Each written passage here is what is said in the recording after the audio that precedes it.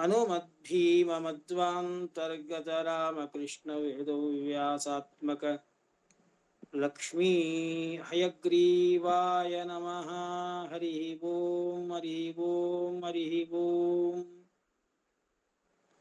M Brahma ವರುಣೇಂದ್ರ ರುದ್ರಮರುತಃ ಸ್ತುನ್ವಂತಿ ದಿವ್ಯೈಸ್ತವೈಃ ವೇದೈಃ ಸಾಂಗಪದಕ್ರಮೋಪನಿಷದೈಃ ಗಾಯಂತಿ ಯಂ ಸಾಮಗಾಃ.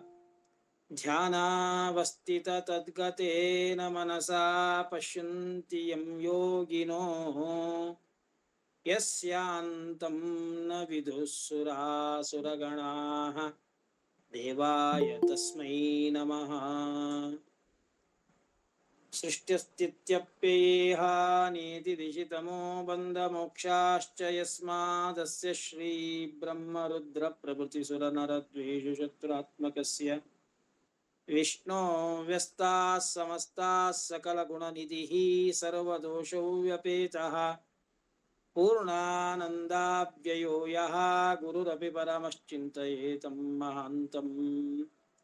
ಜನ್ಮಾದ್ಯಸ್ಯ ಯತೋನ್ಮಯಾದಿತರತಶ್ಚಾರ್ತೆಷ್ವವಿಘ್ನಸ್ವರಾಟ್ ತೇನೇ ಬ್ರಹ್ಮಹೃದಾಯ ಆದಿಕವಯೇ ಮುಹ್ಯಂತಿ ಯಂ ಸೂರಯಃ ತೇಜೋ ವಾರಿಮೃದಾಂ ಯಥಾ ವಿನಿಮಯೋ ಯತ್ರ ತ್ರಿಸರ್ಗೋ ಮೃಷಾ ಧಾಮ್ನಾ ಸ್ವೇನ ಸದಾ ನಿರಸ್ತಕುಹಕಂ ಸತ್ಯಂ ಪರಂ ಧೀಮಹಿ. ಬುದ್ಧಿರ್ಬಲಂ ಯಶೋಧೈರ್ಯಂ ನಿರ್ಭಯತ್ವಮರೋಗತಾ ಜಾಡ್ಯಂ ವಾಕ್ಪಟುತ್ವಂ ಚ ಹನುಮಸ್ಮರಣಾತ್ ಭವೇತ್. ಭವತ್ಯದನುಭಾವಾದೇಡಮೋಕೋऽಪಿ ವಾಗ್ಮೀ ಜಡಮತಿರಪಿ ಜಂತುಃ ಜಾಯತೆ ಪ್ರಾಜ್ಞಮೌಲಿಃ. सकलवचनचेतो देवता भारती सा मम वचसि निधत्तां सन्निधिं मानसे च. आपादमौलिपर्यन्तं गुरूणाम् आकृतिं स्मरेत्तेन विघ्नाः प्रणश्यन्ति सिद्ध्यन्ति च मनोरथाः. सत्याभिज्ञकराब्जोत्तान् पञ्चाशद्वर्षपूजकान् सत्यप्रमोदतीर्थार्यान् नौमि न्यायसुधारतान्. वेदेशमुनिसत्पादसेवा सम्प्राप्तवैभवान् यादवार्यान् वरसुधा टीकाकारान् वयं नुमः. पृथ्वीमण्डलमध्यस्थाः पूर्णबोधमतानुगाः वैष्णवाः विष्णुहृदयाः तान् नमस्ये गुरुन् मम. बुधैरपि सुदुर्बोधे ग्रन्थे यन्मम साहसम् तत्पारयन्तु निपुणाः गुरुपादरजकणाः. लौकिका लौकिकफललक्षणामृतदोहिनी गुरुवनुग्रहरूपां तां कामधेनुमुपास्महे. शुभान् ध्यायन्ति कामान् गुरुदेवप्रसादजान् इतरान् आत्मपापोत्थान् तेषां विद्या फलिष्यति. समाश्रयेत् गुरुं भक्त्या महाविश्वासपूर्वकं निक्षिपेत् सर्वभारांश्च गुरोः श्रीपादपङ्कजे. हरिः ओं हरिः ओं हरिः ओं. स्वस्त्यस्तु सताम् अशेषसन्मङ्गलानि भवन्तु. श्लोकैकश्रवणपठनमात्रेण वक्षुश्चक्षोत्तॄणां निखिलकलिकृतकल्मषापनोदनपटुतरे पुरुषार्थाद्यखिलार्थसाधनीभूते श्रीमद्भागवते ये प्रथमस्कन्धे अद्य कथा प्रसक्तौ सती पूर्व किञ्चित् प्रसक्त प्रमेयानुवादः. हरिः ओं हरिः ओं हरिः ओं.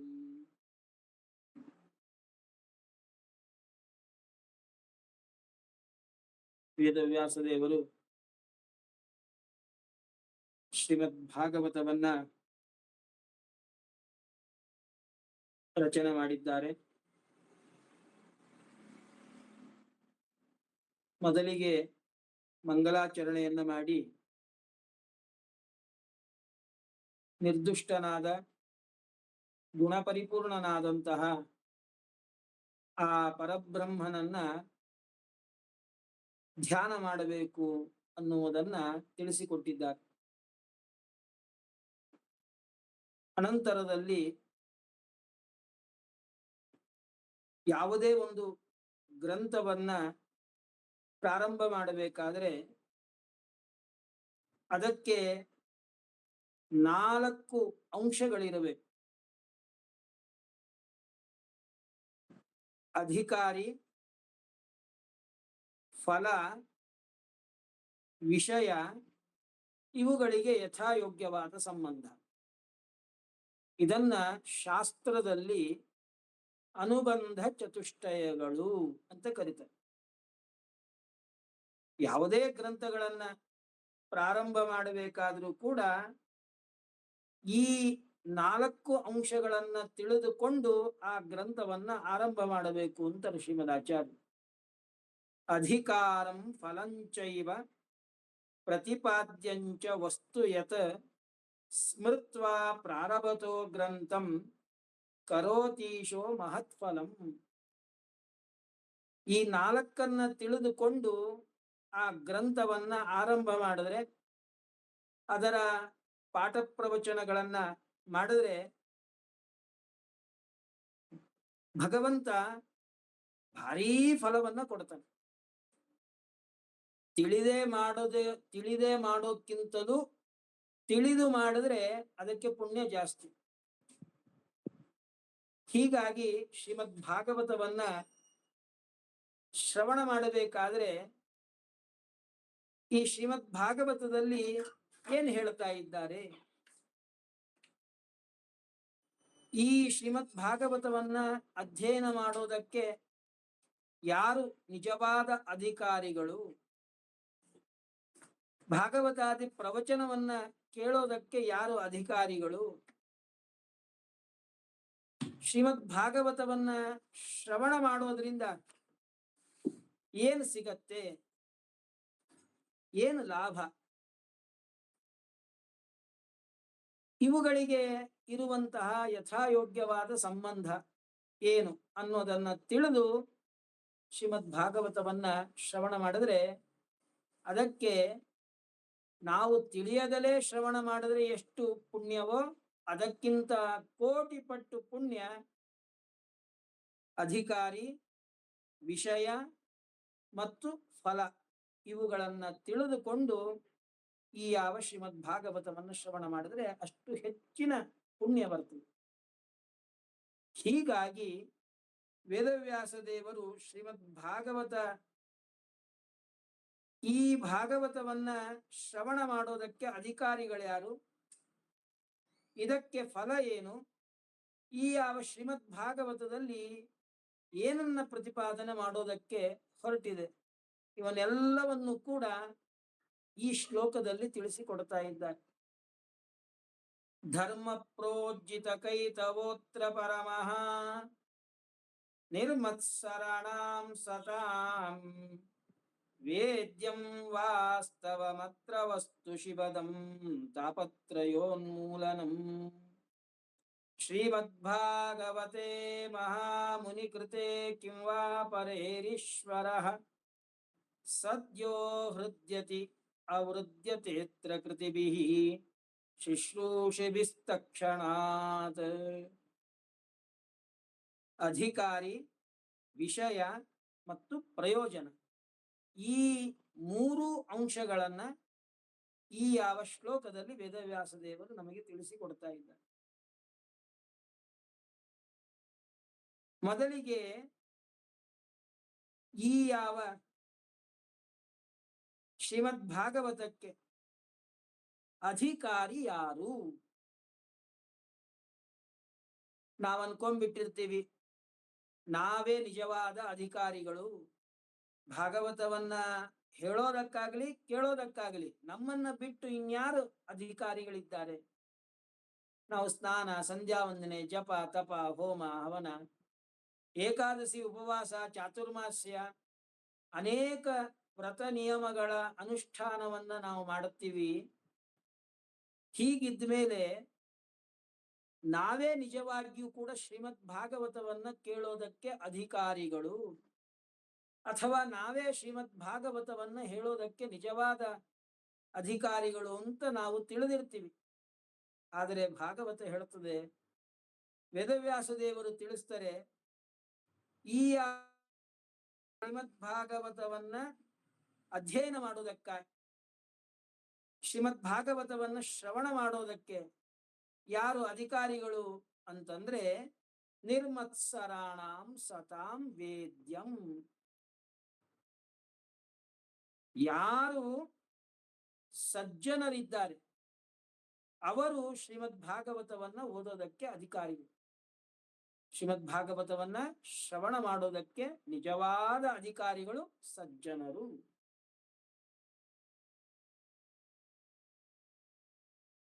ಎಂತಹ ಸಜ್ಜನರು ಅಧಿಕಾರಿಗಳು?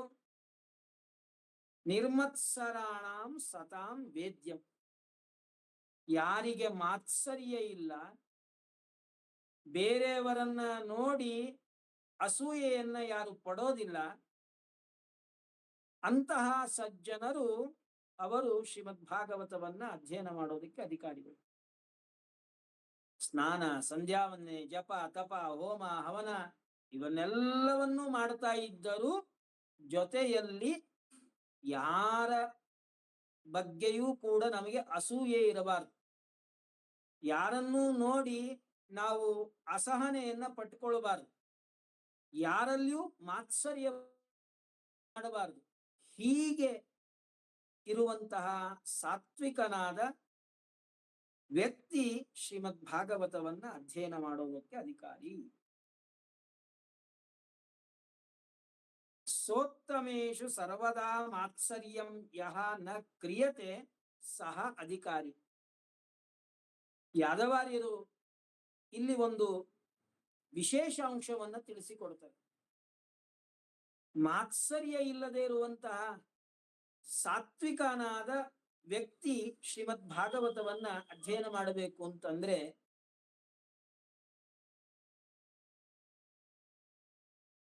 ಅರ್ಜುನನು ಕೂಡ ಸಾತ್ವಿಕನಾದ ನಿರ್ಮತ್ಸರಿಯಾದಂತಹ ಅಧಿಕಾರಿ ಅಲ್ಲೇ ಅಲ್ಲ. ಯಾಕೆ? ಅರ್ಜುನನು ಮಾತ್ಸರ್ಯವನ್ನ ಮಾಡಿದ್ದಾನೆ. ಯಾರಲ್ಲಿ? ಏಕಲವ್ಯನಲ್ಲಿ. ಒಮ್ಮೆ ಏಕಲವ್ಯ ದ್ರೋಣಾಚಾರ್ಯರ ಬಳಿ ಬಂದು ನನಗೂ ಕೂಡ ಧನುರ್ವಿದ್ಯೆಯನ್ನ ಉಪದೇಶ ಮಾಡಿ ಅಂತ ಕೇಳಿದ. ಆವಾಗ ಅವ್ರು ಹೇಳಿದ್ರು, ನಿನಗೆ ನಾನು ಧನುರ್ವಿದ್ಯೆಯನ್ನ ಉಪದೇಶ ಮಾಡೋದಿಲ್ಲ, ಕೇವಲ ಕ್ಷತ್ರಿಯರಿಗೆ ಮಾತ್ರ ನಾನು ಧನುರ್ವಿದ್ಯೆಯನ್ನ ಉಪದೇಶ ಮಾಡತಕ್ಕಂಥದ್ದು, ನಿನಗೆ ಮಾಡೋದಿಲ್ಲ ಅಂತ ಹೇಳಿ ಕಳಿಸಿಬಿಟ್ರು.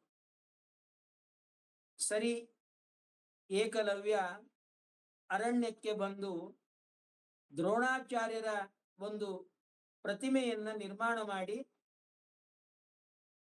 ಆ ಪ್ರತಿಮೆಯನ್ನೇ ಗುರುಗಳು ಅಂತ ಭಾವಿಸಿ ಸ್ವಯಂ ತಾನೇ ಧನುರ್ವಿದ್ಯೆಯನ್ನ ಅಭ್ಯಾಸ ಮಾಡೋದಕ್ಕೆ ಪ್ರಾರಂಭ ಮಾಡಿದ.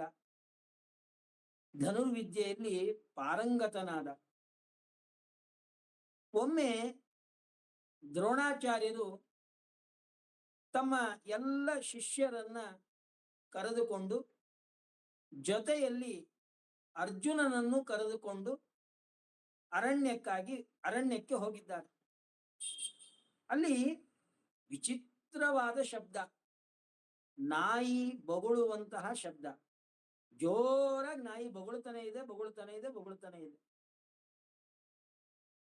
ಸರಿ, ಅರ್ಜುನ ಆ ನಾಯಿ ಬೊಗಳೋದನ್ನ ನಿಲ್ಲಿಸಬೇಕು ಅಂತ ಹೇಳಿ ಇನ್ನೇನು ಬಾಣವನ್ನ ಬಿಡಬೇಕು, ಅಷ್ಟರೊಳಗೆ ನಾಯಿ ಬೊಗಳುವಂತಹ ಶಬ್ದ ನಿಲ್ತದೆ.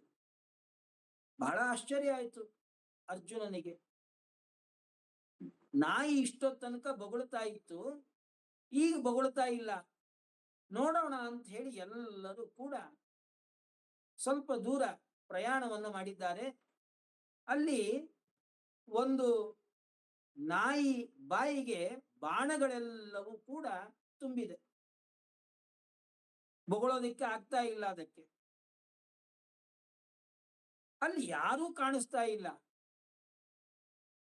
ಅರ್ಜುನ ಗುರುಗಳಾಗಿರ್ತಕ್ಕಂತಹ ದ್ರೋಣಾಚಾರ್ಯರನ್ನ ಪ್ರಶ್ನೆ ಮಾಡಿದ.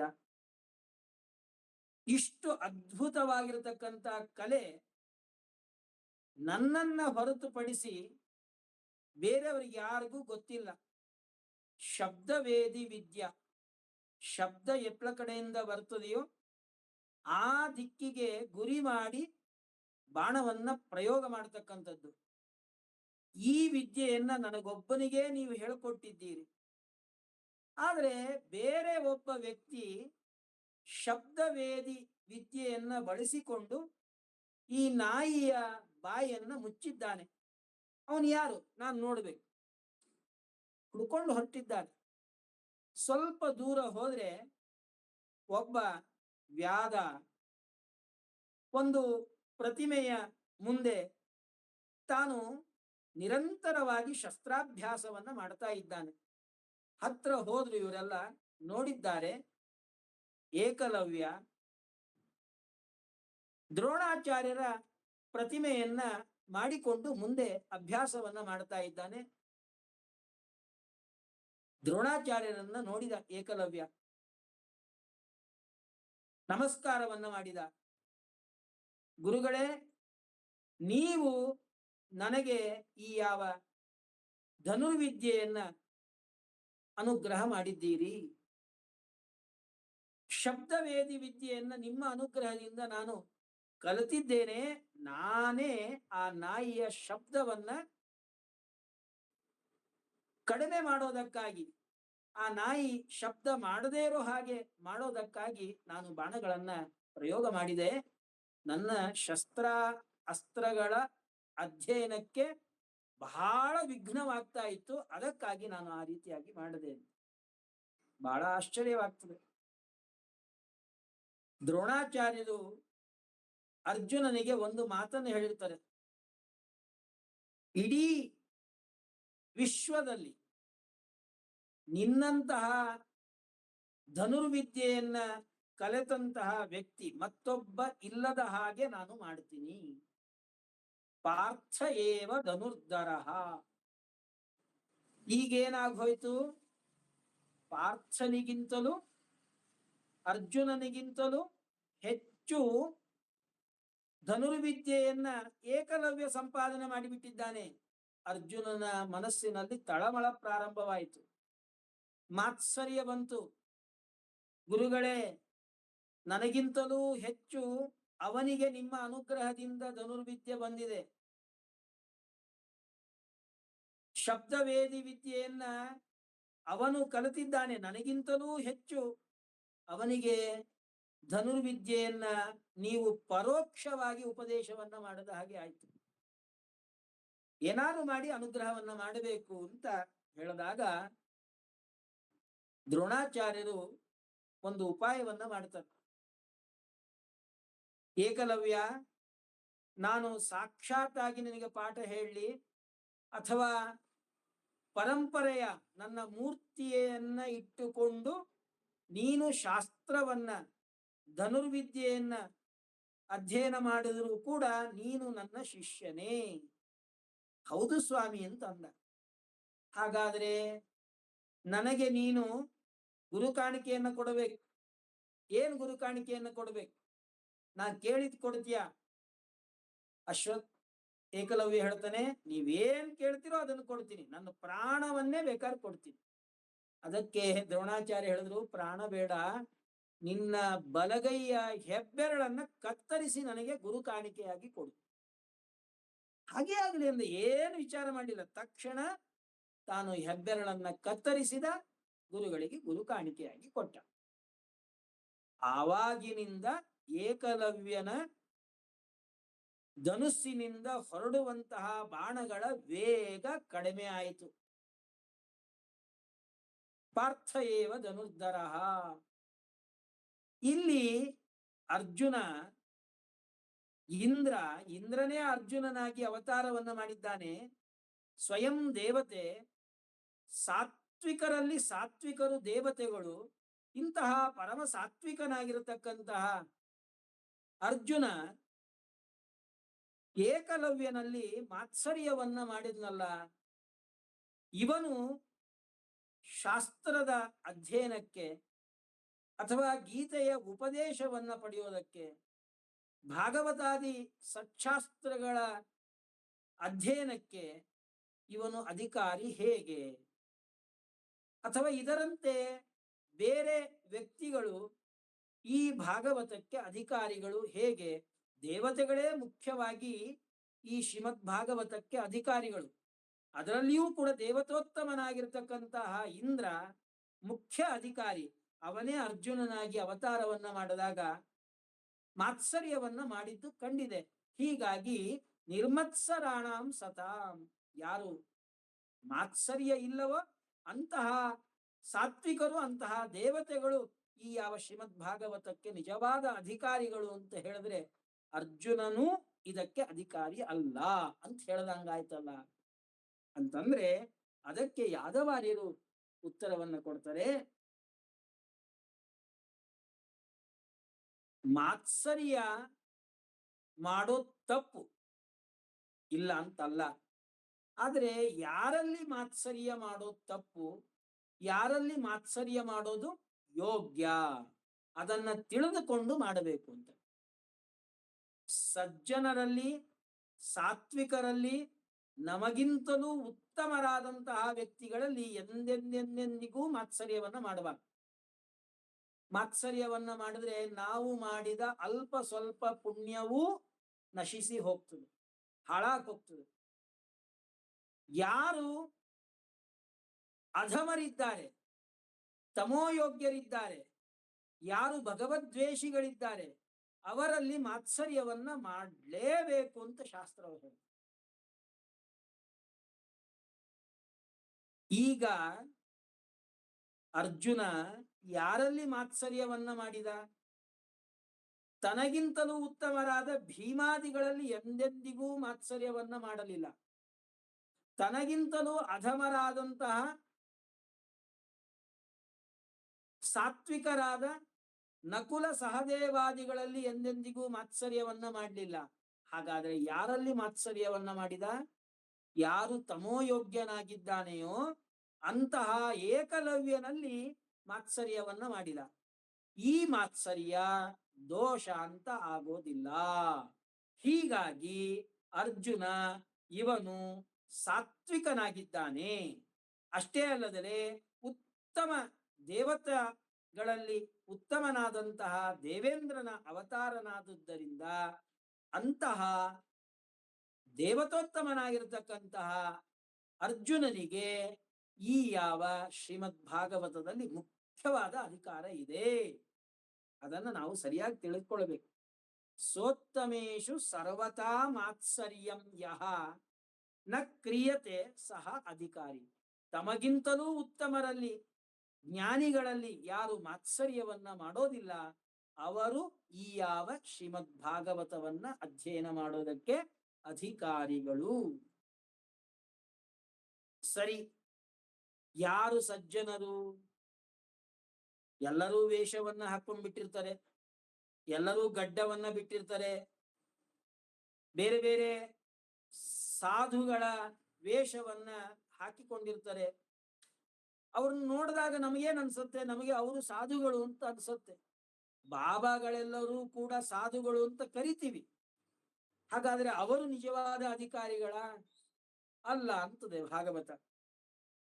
ಭಾಗವತನೇ ನಮಗೆ ತಿಳಿಸಿಕೊಡುವ ಹಾಗೆ ಸಜ್ಜನರು ಅಂತಂದ್ರೆ ನಾವ್ ಯಾರನ್ನು ತಿಳ್ಕೊಳ್ಬೇಕು?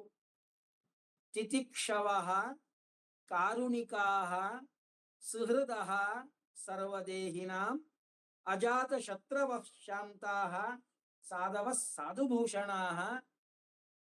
ಯಾರನ್ನ ಸಜ್ಜನರು, ಸಾತ್ವಿಕರು ಅಂತ ತಿಳ್ಕೊಳ್ಬೇಕು ಅಂತಂದ್ರೆ ಮೊದಲಿಗೆ ಅವರಲ್ಲಿ ತಿತಿಕ್ಷಾ ಅನ್ನುವಂತ ಗುಣ ಇರಬೇಕು. ತಿತಿಕ್ಷಾ ಅಂತಂದ್ರೆ ಎಲ್ಲವನ್ನೂ ಸಹನೆ ಮಾಡಿಕೊಳ್ಳುವಂತಹ ಗುಣ. ಯಾರಾದ್ರೂ ಏನಾದ್ರೂ ಜಾಸ್ತಿ ಮಾತಾಡಿದ್ರೇನೆ ನಮಗೆ ಕೋಪ ಬಂದ್ಬಿಡುತ್ತದೆ. ಏಕಾದಶಿ ದಿವಸ ಯಾರಾದ್ರೂ ಕೂಡ ಹೆಚ್ಚಾಗಿ ನಮ್ಮ ಜೊತೆಗೆ ಮಾತಾಡಿದ್ರೆ ಮೊದಲೇ ಉಪವಾಸ ಮಾಡಿದ ಶ್ರಮ ಮತ್ತೆ ಅವರ ಮಾತನ್ನ ಕೇಳೋದಿಕ್ಕಾಗೋದಿಲ್ಲ, ಸಿಟ್ಟು ಬರುತ್ತೆ ನಮಗೆ, ಅದನ್ನ ಸಹನೆ ಮಾಡಿಕೊಳ್ಳೋದಿಕ್ಕಾಗೋದಿಲ್ಲ. ಭೂಮಿ ಇದೆ, ಇದರಲ್ಲಿ ಎಷ್ಟು ತಿತಿಕ್ಷ ಸಹನೆ ಗುಣ ಇದೆ ಅಂತಂದ್ರೆ ಕ್ಷಮಯ ಧರಿತ್ರಿ. ಸಹನೆ ಗುಣದಲ್ಲಿ ಪೃಥ್ವಿಗಿಂತ ಬೇರೆ ಇನ್ನೊಂದು ದೊಡ್ಡದು ಯಾವುದಿಲ್ಲ, ಭೂಮಿಗಿಂತ ಬಹಳ ದೊಡ್ಡದು ಯಾವುದಿಲ್ಲ. ಭೂಮಿ ಹರಿ ಸಹನ ಗುಣಕ್ಕೆ ಹೆಸರಾದದ್ದು. ಹೀಗಿದ್ದಾಗೆ ಸಜ್ಜನರು ಅಂತಂದ್ರೆ ಮೊದಲಿಗೆ ಅವರಲ್ಲಿ ಇರಬೇಕಾದಂತಹ ಗುಣ ಸಹನೆ. ಈ ಗುಣ ಅವರಲ್ಲಿ ಇರಬೇಕು. ತಿತಿಕ್ಷವಃ ಕಾರುಣಿಕಾಹ, ಕರುಣೆ ಇರಬೇಕು. ಕಣ್ಣಿಲ್ದೆ ಇದ್ದವರು, ಕಿವಿ ಇಲ್ದೆ ಇದ್ದವರು, ಕೈ ಇಲ್ದೆ ಇದ್ದವರು, ಕಾಲಿಲ್ದೆ ಇದ್ದವರು, ಇವರ ಮೇಲೆ ಕರುಣೆ ಇರಬೇಕು. ಕಾರುಣಿಕಾಹ ಸುಹೃದ ಸರ್ವದೇಹಿನ, ಎಲ್ಲ ಪಶು ಪಕ್ಷಿ ಪ್ರಾಣಿಗಳನ್ನ ಪ್ರೀತಿ ಮಾಡಬೇಕು. ಅವುಗಳನ್ನ ಸುಹೃತ್ ಗೆಳೆಯನಂತೆ ಅವುಗಳಲ್ಲಿ ವ್ಯವಹಾರವನ್ನ ಮಾಡಬೇಕು. ಅಜಾತ ಶತ್ರವಃ, ಅಜಾತ ಶತ್ರುವಾಗಿರಬೇಕು. ತನಗೆ ಯಾರು ಶತ್ರುಗಳೇ ಇರಬಾರ್ದು. ತನಗೆ ಯಾರು ಶತ್ರುಗಳಿರಬಾರ್ದು ಅಂತಂದ್ರೆ ಧರ್ಮರಾಜನಂತಹ ಧರ್ಮರಾಜನಿಗೆ ಕೌರವಾದಿ 100 ಜನ 11 ಅಕ್ಷೋಹಿಣಿ ಸೇನ ಶತ್ರುಗಳಾಗಿದ್ದರು. ಅವನಷ್ಟು ನಾವು ಧಾರ್ಮಿಕರ, ಅವನಷ್ಟು ಸಾತ್ವಿಕರ ಇಲ್ಲ. ಸಾತ್ವಿಕನಾಗಿರತಕ್ಕಂಥ ಧರ್ಮರಾಜನಿಗೆ ಶತ್ರುಗಳಿದ್ದಾಗ ನಮ್ಮಂಥವರಿಗೆ ಎಷ್ಟು ಜನ ಶತ್ರುಗಳು? ಎಲ್ಲಾರು ಶತ್ರುಗಳೇ ನಮಗೆ. ಹೀಗಿದ್ಮೇಲೆ ಶತ್ರುಗಳೇ ಇರಬಾರದು ಅಂತಂದ್ರೆ ಹೇಗ್ ಸಾಧ್ಯ?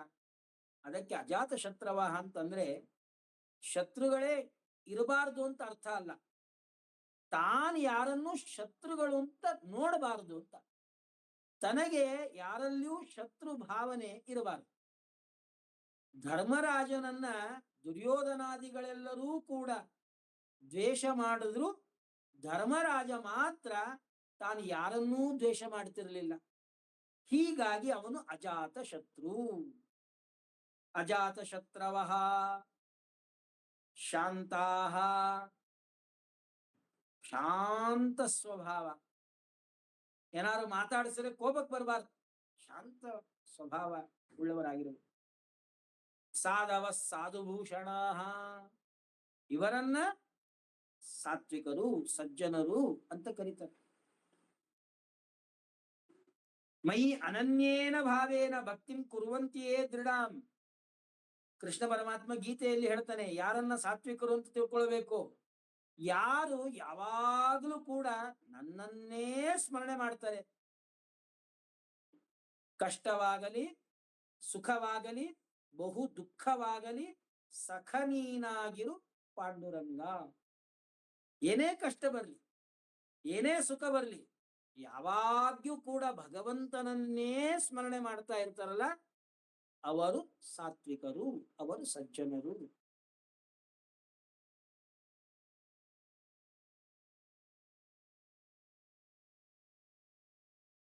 ಅಷ್ಟೇ ಅಲ್ಲದಲೇ ಶ್ರೀಮದ್ ಆಚಾರ್ಯರು ಹೇಳ್ತಾರೆ, ಏಕಲವ್ಯನಲ್ಲಿ ಅರ್ಜುನ ಮಾತ್ಸರ್ಯವನ್ನ ಮಾಡಿದ್ದು ಅದು ತಪ್ಪಲ್ಲ ಅಂತ ಯಾದವಾರ್ಯರು ಏನ್ ತಿಳಿಸಿರು. ತದ್ವಿಷಯದಲ್ಲಿ ಭಾಗವತ ತಾತ್ಪರ್ಯದಲ್ಲಿ ಶ್ರೀಮದ್ ಆಚಾರ್ಯರು ಹೇಳ್ತಾರೆ, ಉತ್ತಮೇ ಸ್ವಾತ್ಮನೋ ನಿತ್ಯಂ ಮಾತ್ಸರ್ಯಂ ಪರಿವರ್ಜಯೇತ್. ನಮ್ಮಲ್ಲಿ ನಾವು ಮಾತ್ಸರ್ಯವನ್ನ ಮಾಡ್ತೀವೇನೋ? ಇಲ್ಲ.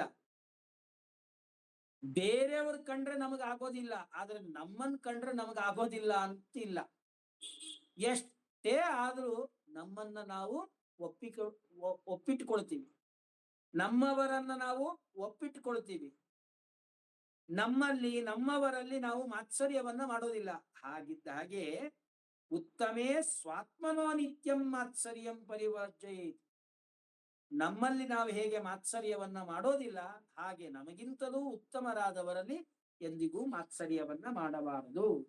ಕುರುತೆ ಯತ್ರ ಮಾತ್ಸರ್ಯಂ ತಸ್ಯ ವಿಹೀಯತೆ. ಆಗ್ಲೇ ಹೇಳದ್ನಲ್ಲ, ಯಾರು ನಮಗಿಂತಲೂ ಉತ್ತಮರು, ನಮಗಿಂತಲೂ ಜ್ಞಾನಿಗಳು, ನಮಗಿಂತಲೂ ಭಗವದ್ ಭಕ್ತರು, ನಮಗಿಂತಲೂ ಸದಾಚಾರಿಗಳು ಯಾರಿದ್ದಾರೆ ಅವರ ಮೇಲೆ ಓಹ್ ಅವನೊಬ್ನೇ ಏನು ಆಚಾರವನ್ನು ಮಾಡೋನು, ಅವನೊಬ್ನೇ ಏನು ಭಾರಿ ಬುದ್ಧಿವಂತ, ನಾನಿಲ್ಲೇನು ಅಂತ ಈ ರೀತಿಯಾಗಿ ಯಾರು ಮಾತ್ಸರ್ಯವನ್ನ ಮಾಡ್ತಾರೆಯೋ ಅವರು ತಾವು ಮಾಡಿದ ಅಲ್ಪ ಸ್ವಲ್ಪ ಸತ್ಕರ್ಮಗಳಿಂದ ಬಂದ ಪುಣ್ಯ ಏನಿರುತ್ತದೆ ಅದೂ ಕೂಡ ಅವರು ಕಳ್ಕೊಂಡ್ಬಿಡ್ತಾರೆ. ಹೀಗಾಗಿ ಮಾಡಬಾರ್ದು. ಅಂತಹ ನಿರ್ಮತ್ಸರರಾದಂತಹ ಸಜ್ಜನರು, ಸಾತ್ವಿಕರು ನಿತ್ಯದಲ್ಲಿಯೂ ತಮ್ಮ ತಮ್ಮ ವರ್ಣಾಶ್ರಮಗಳಿಗೆ ಉಚಿತವಾದ ಸತ್ಕರ್ಮಗಳ ಅನುಷ್ಠಾನವನ್ನ ಯಾರು ಮಾಡ್ತಾ ಇರ್ತಾರೆ ಅವರು ಈ ಯಾವ ಶ್ರೀಮದ್ ಭಾಗವತವನ್ನ ಕೇಳೋದಕ್ಕೆ ಅಧಿಕಾರಿಗಳು. ಹೀಗಾಗಿ ಶ್ರೀಮದ್ ಭಾಗವತವನ್ನ ಶ್ರವಣ ಮಾಡೋದಕ್ಕೆ ಉತ್ತಮ ಅಧಿಕಾರಿಗಳು ಅಂದ್ರೆ ದೇವತೆಗಳು. ಆಮೇಲೆ ಮಧ್ಯಮ ಅಧಿಕಾರಿಗಳು ಯಾರು ಅಂತಂದ್ರೆ ಋಷಿಗಳು, ಮುನಿಗಳು.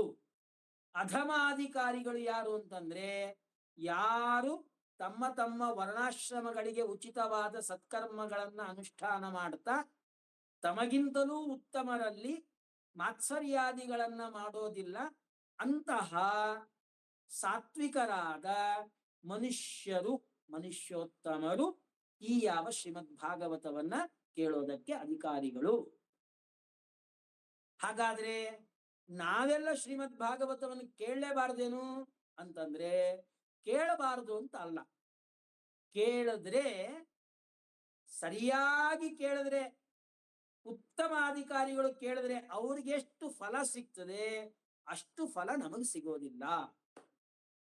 ಉದಾಹರಣೆಗೆ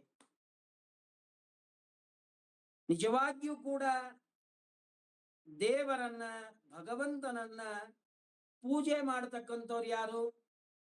ಬ್ರಹ್ಮದೇವರು. ಭಗವಂತನನ್ನ ಪೂಜಾ ಮಾಡುವಂತಹ ಅಧಿಕಾರ ಚತುರ್ಮುಖ ಬ್ರಹ್ಮದೇವರಿಗಿದೆ. 10 ಅವತಾರಗಳನ್ನ ಪ್ರತಿನಿತ್ಯದಲ್ಲಿಯೂ ಕೂಡ ಪೂಜಾ ಮಾಡ್ತಾರೆ ಚತುರ್ಮುಖ ಬ್ರಹ್ಮದೇವರು. ಅವರು ಮುಖ್ಯ ಭಗವಂತನ ಅರ್ಚನೆಗೆ ಅಧಿಕಾರಿಗಳು. ಹಾಗೆ ಬರ್ತಾ ಬರ್ತಾ ಬರ್ತಾ ತಾರತಮ್ಯಕ್ಕೆ ಅನುಗುಣವಾಗಿ ಜ್ಞಾನಿಗಳು, ಸ್ವಾಮಿಗಳು ದೇವರ ಪೂಜೆಯನ್ನ ಮಾಡೋದಕ್ಕೆ ಅಧಿಕಾರಿಗಳು. ಹಾಗಂದ್ರೆ ನಾವು ನಮ್ಮ ನಮ್ಮ ಮನೆಯಲ್ಲಿ ಇರುವ ಭಗವಂತನ ಅರ್ಚಾದಿಗಳಿಗೆ ಪೂಜೆಯನ್ನು ಮಾಡಬಾರದು ಅಂತ ಅರ್ಥನ ಅಲ್ಲ. ನಾವು ನಮ್ಮಲ್ಲಿ ಇರುವ ಭಕ್ತಿಗೆ ಅನುಗುಣವಾಗಿ, ನಮ್ಮಲ್ಲಿ ಇರುವ ಸಂಪತ್ತಿಗೆ ಅನುಗುಣವಾಗಿ ಭಗವಂತನ ಆರಾಧನೆಯನ್ನ ಮಾಡೋದಕ್ಕೆ ನಾವು ಅಧಿಕಾರಿಗಳೇ, ಬ್ರಹ್ಮದೇವರು ಅಧಿಕಾರಿಗಳೇ, ಸ್ವಾಮಿಗಳು ಅಧಿಕಾರಿಗಳೇ. ಆದರೆ ಫಲ ಹೇಗ್ ಸಿಗತ್ತೆ? ಬ್ರಹ್ಮದೇವರಿಗೆ ಪೂರ್ಣವಾದ ಫಲ ಸಿಗತ್ತೆ, ಸ್ವಾಮಿಗಳಿಗೆ ಅವರಿಗೆ ಯೋಗ್ಯವಾದ ಪೂರ್ಣವಾದ ಫಲ ಅವರಿಗೆ ಸಿಗತ್ತೆ, ನಮಗೂ ಕೂಡ ನಮ್ಮ ಯೋಗ್ಯತೆಗೆ ಅನುಗುಣವಾಗಿ ಭಗವಂತ ನಮಗೂ ಕೂಡ ಫಲವನ್ನು ಕೊಡ್ತಾನೆ. ಹೀಗಾಗಿ ಶ್ರೀಮದ್ ಭಾಗವತವನ್ನ ನಿಜವಾಗಿ ಹೇಳೋದಕ್ಕೆ, ಕೇಳೋದಕ್ಕೆ ಅಧಿಕಾರಿಗಳು, ಉತ್ತಮ ಅಧಿಕಾರಿಗಳು, ದೇವತೋತ್ತಮರಾದರೂ ದೇವತೆಗಳಾದರೂ ಕೂಡ ನಮ್ಮ ನಮ್ಮ ಯೋಗ್ಯತೆಗೆ ಅನುಗುಣವಾಗಿ ಸಜ್ಜನರಲ್ಲಿ ಮಾತ್ಸರ್ಯಾದಿಗಳನ್ನ ಮಾಡದಲೇ ನಮ್ಮ ವರ್ಣಾಶ್ರಮಗಳಿಗೆ ಉಚಿತವಾದ ಸತ್ಕರ್ಮಗಳನ್ನ ಯಾರೆಲ್ಲ ಸಾತ್ವಿಕರು ಮಾಡ್ತಾ ಇದ್ದಾರೆಯೋ ಅವರೆಲ್ಲರೂ ಕೂಡ ಶ್ರೀಮದ್ ಭಾಗವತಕ್ಕೆ ಅಧಿಕಾರಿಗಳು. ಅಧಿಕಾರಿ ಯಾರು ಅಂತ ಗೊತ್ತಾಯ್ತು ಈಗ. ಆಮೇಲೆ ಈ ಯಾವ ಶ್ರೀಮದ್ ಭಾಗವತದಲ್ಲಿ ಏನನ್ನು ಹೇಳಕ್ ಹೊರಟಿದ್ದಾರೆ ಅಂತಂದ್ರೆ ಅದಕ್ಕೆ ಒಂದು ಪ್ರಧಾನವಾಗಿ ಹೇಳೋದಕ್ಕೆ ಹೊರಟದ್ದು, ಇನ್ನೊಂದು ಅಪ್ರಧಾನವಾಗಿ ಹೇಳೋದಕ್ಕೆ ಹೊರಟದ್ದು. ಮುಖ್ಯವಾಗಿ ಭಗವಂತನ ಸರ್ವೋತ್ತಮತ್ವವನ್ನ ಹೇಳೋದಕ್ಕಾಗಿ ಈ ಶ್ರೀಮದ್ ಭಾಗವತ ಹೊರಟಿದೆ. ಅನಂತರದಲ್ಲಿ ಪ್ರೋಜ್ಜಿತ ಕೈತವೋತ್ರ ಪರಮಃ ಧರ್ಮ. ಯಾವುದು ಧರ್ಮ, ಏನ್ ಮಾಡಿದ್ರೆ ಧರ್ಮಾಚರಣೆಯನ್ನ ಮಾಡಿದ ಹಾಗೆ ಆಗ್ತದೆ ಅನ್ನೋದನ್ನ ಶುದ್ಧ ಭಾಗವತ ಧರ್ಮಗಳನ್ನ ಈ ಭಾಗವತ ನಮಗೆ ತಿಳಿಸಿಕೊಡುತ್ತದೆ.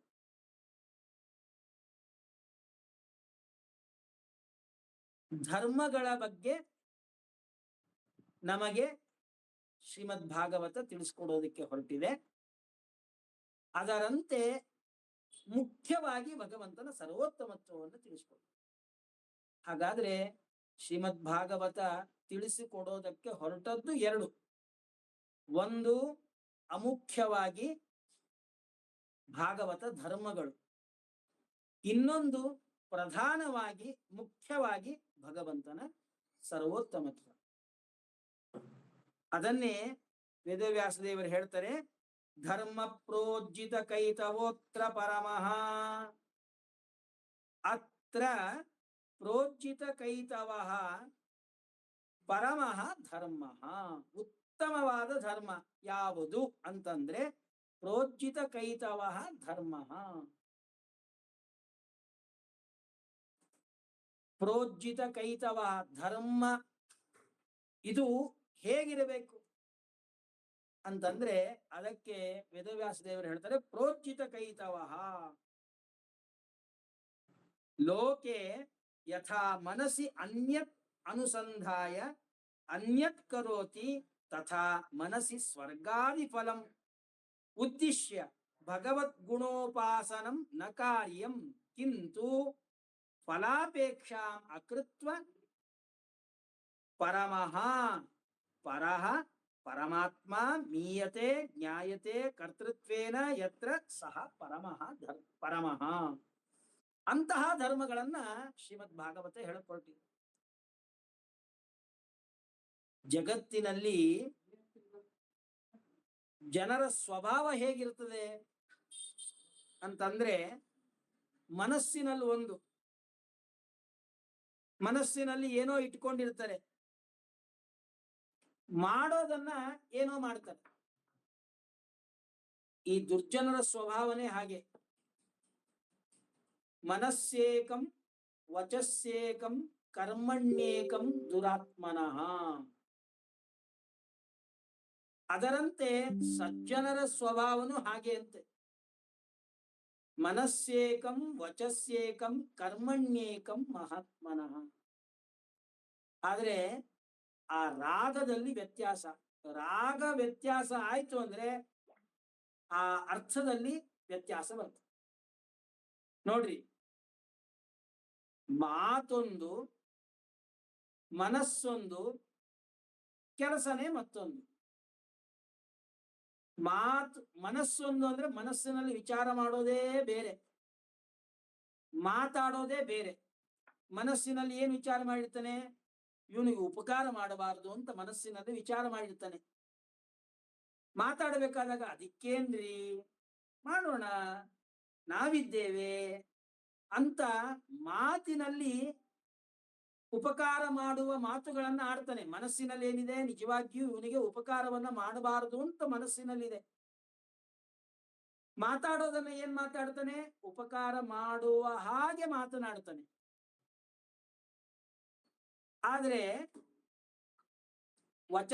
ಮನಸ್ಸೇಕಂ ವಚಸ್ಸೇಕಂ ಕರ್ಮಣ್ಯೇಕಂ. ಯಾರಿಗೂ ಉಪಕಾರ ಮಾಡಬೇಕು ಅಂತ ಅಂದ್ಕೊಂಡಿರ್ತಾನಲ್ಲ, ಅವನಿಗೂ ಉಪಕಾರ ಮಾಡೋದಿಲ್ಲ, ಬೇರೆ ಏನೋ ಮಾಡಿಬಿಡ್ತಾನೆ. ಅಯ್ಯೋ ನಾನು ಇರ್ಲಿಲ್ಲ, ಹಾಗಾಗ್ಲಿಲ್ಲ, ಹೀಗಾಗ್ಲಿಲ್ಲ, ಏನೋ ಮಾಡಿಬಿಡ್ತಾನೆ. ಇದು ದುರ್ಜನರ ಸ್ವಭಾವ.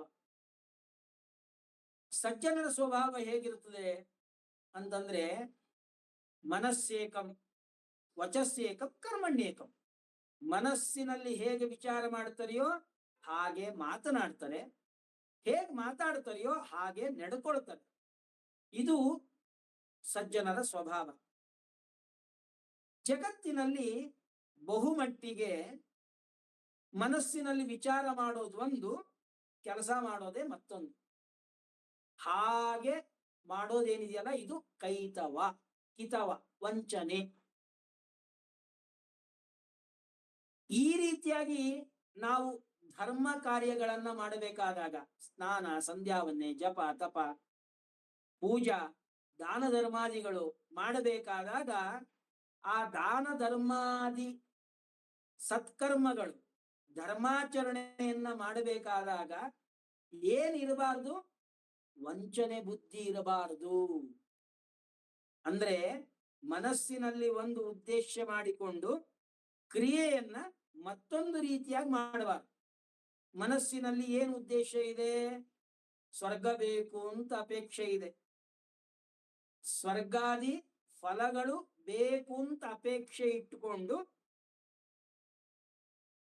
ಭಗವಂತನ ಗುಣೋಪಾಸನೆಯನ್ನ ಮಾಡಬಾರದು. ಕೃಷ್ಣಾರ್ಪಣಮಸ್ತು ಅಂತ ಹೇಳಬಾರದು. ಅದು ನಿಜವಾಗಿಯೂ ಕೂಡ ವಂಚನೆ ಮಾಡಿದಾಗೆ. ಯಾವುದೇ ಕರ್ಮಗಳನ್ನ ಮಾಡಿದ್ರು ಆ ಕರ್ಮಗಳನ್ನ ಹೇಗ್ ಮಾಡಬೇಕು? ವಿಷ್ಣು ಪ್ರೇರಣೆಯ ವಿಷ್ಣು ಪ್ರೀತ್ಯರ್ಥಂ ಅಂತನೇನೇ ಮಾಡಬೇಕು ಹೊರತು ಮನಸ್ಸಿನಲ್ಲಿ ಫಲಾಪೇಕ್ಷೆ ಇಟ್ಕೊಂಡು ಹೊರಗಡೆ ನಾನೇನು ಯಾವ ಫಲ ಅಪೇಕ್ಷೆ ಇಲ್ಲಪ್ಪ, ನಾನು ನಿಷ್ಕಾಮ ಕರ್ಮವನ್ನ ಮಾಡ್ತಾ ಇದ್ದೀನಿ ಅಂತ ಕೇವಲ ಭಗವದ್ಉದ್ದೇಶಕವಾಗಿ ಭಗವತ್ ಪ್ರೀತ್ಯುದ್ದೇಶಕವಾಗಿ ಕರ್ಮಗಳನ್ನ ಮಾಡ್ತೀವಿ ಅಂತ ಮಾಡಿದ್ರೆ ಅಂತಹ ಕರ್ಮಗಳು ಇದು ಕೈತವ ಕರ್ಮಗಳು, ದೇವರನ್ನ ವಂಚನೆ ಮಾಡುವ ಅಂತಹ ಕರ್ಮಗಳು. ದೇವರನ್ನ ವಂಚನೆ ಮಾಡೋದಕ್ಕೆ ಮಾಡಿದಂತಹ ಕರ್ಮಗಳು ಅಂತ ಅನ್ನಿಸ್ಕೊಂಡ್ಬಿಡುತ್ತದೆ. ಹಾಗಾದ್ರೆ ಅಂತಹ ಧರ್ಮಗಳನ್ನ ಇಲ್ಲಿ ಹೇಳ್ತಾ ಇಲ್ಲ. ಹಾಗಾದ್ರೆ ಎಂತಹ ಧರ್ಮಗಳನ್ನು ಹೇಳ್ತಾ ಇದ್ದಾರೆ? ಪ್ರೋಚಿತ ಕೈತವಃ. ಯಾವ ಕರ್ಮಗಳನ್ನ ಮಾಡಬೇಕಾದಾಗ ಕೇವಲ ಭಗವತ್ ಪ್ರೀತಿ ಭಗವದುದ್ದೇಶಕವಾಗಿ ಭಗವತ್ ಪ್ರೇರಣೆಯ ಭಗವತ್ ಪ್ರೀತ್ಯರ್ಥಂ ಅಂತ ಸಂಕಲ್ಪವನ್ನ ಮಾಡಿ ಕರ್ಮಗಳನ್ನ ಮಾಡ್ತೀವೋ ಅಂತಹ ಕರ್ಮಗಳು, ಅಂತಹ ಧರ್ಮಾಚರಣೆಗಳನ್ನ ಈ ಶ್ರೀಮದ್ ಭಾಗವತ ತಿಳಿಸಿಕೊಡ್ತಾ ಇದೆ. ಆದ್ದರಿಂದ ಈ ಶ್ರೀಮದ್ ಭಾಗವತ ಏನನ್ನ ತಿಳಿಸಿಕೊಡೋದಕ್ಕೆ ಹೊರಟಿದೆ ಅಂತಂದ್ರೆ ಪ್ರೋಜ್ಜಿತ ಕೈತವ ವಂಚನೆ ಇಲ್ಲದ ಧರ್ಮಗಳನ್ನ ತಿಳಿಸಿಕೊಡೋದಕ್ಕೆ ಹೊರಟಿದೆ. ಮತ್ತಿನ್ನೆಂತಹ ಧರ್ಮಗಳು? ಪರಮಃ ಧರ್ಮ, ಉತ್ತಮವಾದ ಧರ್ಮಗಳು. ಉತ್ತಮವಾದ ಧರ್ಮಗಳು ಅಂತ ಇಷ್ಟೇ ಅರ್ಥ ಮಾಡ್ಕೊಳ್ಬಾರದು. ಯಾದವಾರ್ಯರು ಬರೀತಾರೆ, ಧರ್ಮಗಳು ಎಂತಹ ಧರ್ಮಗಳಾಗಿರಬೇಕು? ನಾವು ಮಾಡುವ ಧರ್ಮಗಳಿಂದ ಭಗವಂತನ ಜ್ಞಾನವಾಗ್ತಾ ಇರಬೇಕು. ಅಂತಹ ಧರ್ಮಗಳ ವಿಚಾರವನ್ನು ಶ್ರೀಮದ್ ಭಾಗವತ ನಮಗೆ ತಿಳಿಸಿಕೊಡ್ತಾ ಇದೆ. ಪರಮಃ, ಪರಮಃ ಅಂದ್ರೆ ಪರಂ, ಪರಹ, ಪರಹ ಅಂದ್ರೆ ಪರಮಾತ್ಮ, ಸರ್ವೋತ್ತಮನಾದಂತಹ ಪರಮಾತ್ಮ. ಅವನು ಮೀಯತೆ ನ್ಯಾಯತೆ ಕರ್ತೃತ್ವೇನ, ಎಲ್ಲಾ ನಾವು ಮಾಡುವಂತಹ ಕರ್ಮಗಳಲ್ಲಿ ಯಾರು ನಿಜವಾಗಿಯೂ ಕೂಡ ಕರ್ತ, ಭಗವಂತನೇ ಕರ್ತ ಅಂತ ತಿಳಿದು ಮಾಡುವಂತಹ ಕರ್ಮಗಳೇನಿದೆಯಲ್ಲ ಆ ಕರ್ಮಗಳನ್ನೇ ಪ್ರೋಜ್ಜಿತ ಅಂತಹ ಕರ್ಮಗಳನ್ನೇ ಪರಮಃ ಧರ್ಮ, ಉತ್ತಮವಾದ ಸರ್ವೋತ್ತಮನಾದ ಭಗವಂತನೇ ನಮ್ಮಲ್ಲಿ ನಿಂತು ಈ ಕರ್ಮಗಳನ್ನ ಮಾಡಿಸ್ತಾ ಇದ್ದಾನೆ ಅಂತ ಅನುಸಂಧಾನ ಬಂದರೆ ಅಂತಹ ಕರ್ಮಗಳು ಪರಮಃ ಕರ್ಮ ಅಂತ ಅನಿಸ್ಕೊಳ್ತದೆ. ಉತ್ತಮವಾದಂತಹ ಕರ್ಮ, ಇದನ್ನೇ ಧರ್ಮ. ಪರಮಃ ಧರ್ಮ ಅಂತ ಕರೆದದ್ದು ನಾವು ಮಾಡುವಂತಹ ಸಕಲ ಕರ್ಮಗಳು ಭಗವಂತ ಆ ಎಲ್ಲ ಕರ್ಮಗಳನ್ನ ಮಾಡಿಸ್ತಾನೆ. ನಾಹಂಕರ್ತ ಹರಿಕರ್ತ ಎಂಬ ಅನುಸಂಧಾನ ಪೂರ್ವಕವಾದ ಕರ್ಮಗಳ ಅನುಷ್ಠಾನವನ್ನ, ಧರ್ಮವನ್ನ ಈ ಯಾವ ಶ್ರೀಮದ್ ಭಾಗವತ ಹೇಳ್ತಾ ಇದೆ.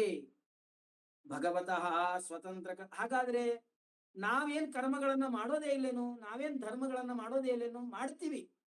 ಭಗವಂತ ಸ್ವತಂತ್ರನಾಗಿ ನಮ್ಮ ಕಡೆಯಿಂದ ಧರ್ಮಗಳನ್ನ ಮಾಡಿಸ್ತಾನೆ ಅನ್ನುವಂತಹ ಅನುಸಂಧಾನವನ್ನ ಮಾಡಿಕೊಂಡು ನಮ್ಮ ನಮ್ಮ ವರ್ಣಾಶ್ರಮಗಳಿಗೆ ಉಚಿತವಾದ ಕರ್ಮಗಳನ್ನ ಅನುಷ್ಠಾನ ಮಾಡೋದೇನಿದೆಯಲ್ಲ ಅದನ್ನೇ ಇಲ್ಲಿ ಧರ್ಮ ಅಂತ ಈ ರೀತಿಯಾಗಿ ಭಾಗವತ ತಿಳಿಸಿಕೊಡ್ತಾ ಇದೆ. ಹೀಗಾಗಿ ಎಂತಹ ಧರ್ಮಗಳನ್ನ ಶ್ರೀಮದ್ ಭಾಗವತ ನಮಗೆ ತಿಳಿಸಿಕೊಡ್ತಾ ಇದೆ ಅಂತಂದ್ರೆ ಪ್ರೋಜ್ಜಿತ ಕೈತವ, ವಂಚನೆ ಇಲ್ಲದ ಧರ್ಮಗಳನ್ನ ತಿಳಿಸ್ಕೊಡ್ತಾ ಇದೆ. ಭಗವಂತನೇ ಎಲ್ಲ ಕರ್ಮಗಳನ್ನ ಮಾಡಿಸ್ತಕ್ಕಂಥವನು ಅವನೇ. ಸರ್ವಕರ್ಮ ಕರ್ತ ಸರ್ವಕರ್ಮ ಕಾರಯಿತ್ರ ಎರಡೂ ಕೂಡ ಆ ಭಗವಂತನೇ. ಆದ್ದರಿಂದ ಅಂತಹ ಧರ್ಮಗಳನ್ನ ಈ ಶ್ರೀಮದ್ ಭಾಗವತ ನಮಗೆ ತಿಳಿಸಿಕೊಡ್ತಾ ಇದೆ. ಆಮೇಲೆ ಮುಖ್ಯವಾಗಿ ಏನನ್ನು ತಿಳಿಸ್ಕೊಡಕ್ ಹೊರಟಿದೆ ಅಂತಂದ್ರೆ, ಪ್ರಧಾನವಾದ ವಿಷಯ, ಅಪ್ರಧಾನ ವಿಷಯವಾದದ್ದು ಯಾವುದು? ಧರ್ಮ. ಪ್ರಧಾನವಾದಂತಹ ವಿಷಯ ಯಾವುದು ಅಂತಂದ್ರೆ ಅತ್ರ ವಾಸ್ತವಂ ವಸ್ತು.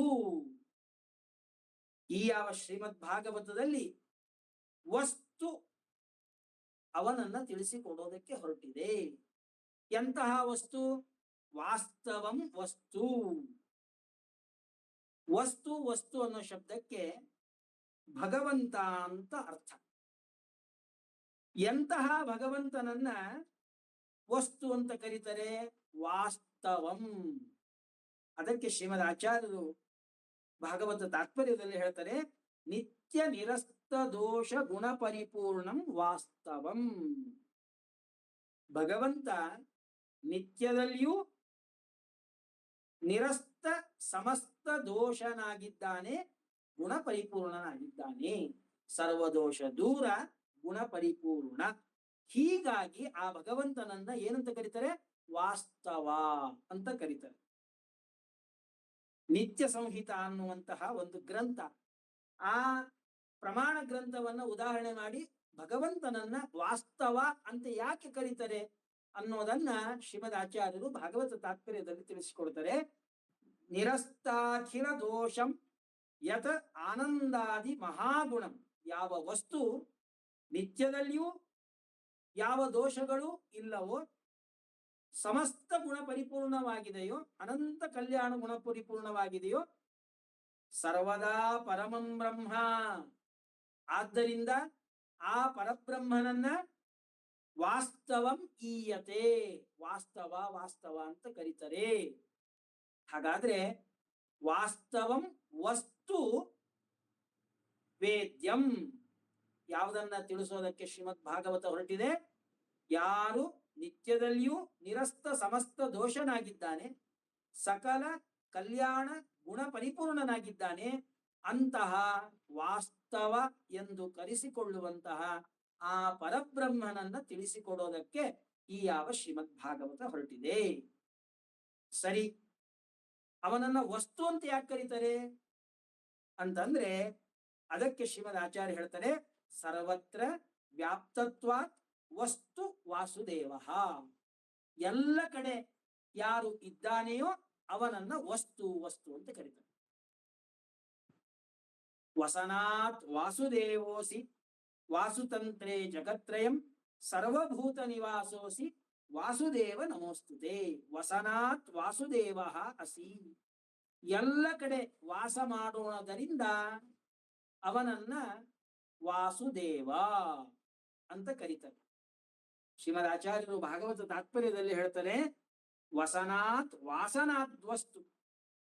ಭಗವಂತನನ್ನ ವಸ್ತು ಅಂತ ಯಾಕೆ ಕರೀತಾರೆ? ಎಲ್ಲ ಕಡೆ ತಾನಿದ್ದಾನೆ, ವಸನಾತ್.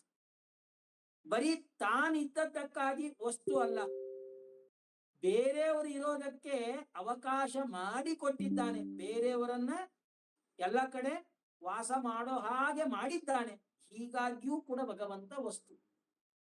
ದೇವರನ್ನ ವಸ್ತು ಅಂತ ಕರೀತಾರೆ. ಯಾಕೆ ಅಂತಂದ್ರೆ ಎರಡು ಕಾರಣಗಳಿಂದ. ತಾನು ಸ್ವಯಂ ಎಲ್ಲ ಕಡೆ ಇದ್ದಾನೆ, ಹೀಗಾಗಿ ತಾನು ವಸ್ತು.